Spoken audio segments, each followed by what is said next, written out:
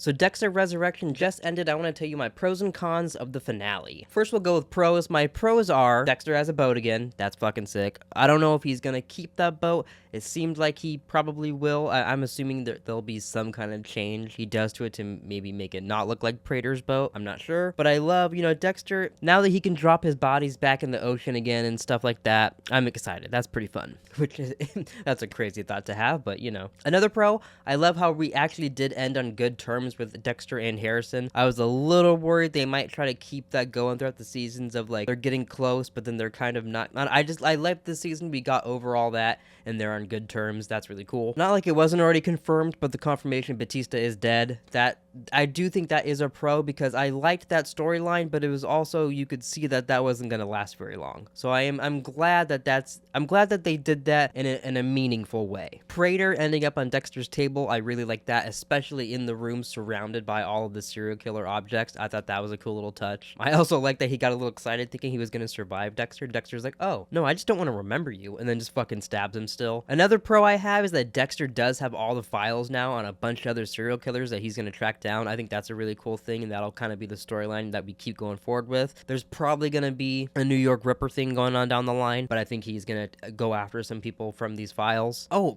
my last pro is them playing All-Star by Smash Mouth.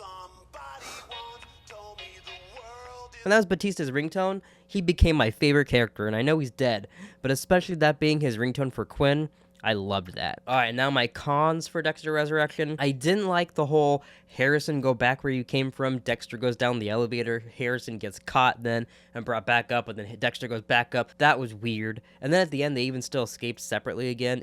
I didn't like how they kept making them escape separately. That was very weird. How Uma Thurman stuff ended, I'm okay with, but it also kind of felt pointless, and this could have been anybody, not Uma Thurman. You know what I mean? Like, it just didn't feel special to her. I'm not really sure. But yeah, I was unsatisfied with her ending. The entire season, the cop story, the detectives that are hunting Dexter, kind of where you could tell they're going to be hunting Dexter down. Their whole entire storyline, I hated. Especially this episode of her like, I'm gonna go home. Oh no, okay, well this is happening. I guess I'll stay here. I'm gonna go home. Oh, okay, no, we'll stay here. My song's on. The song I've listened to 18 times this season is playing. I guess I'll dance to it now. Just her whole thing I thought was stupid.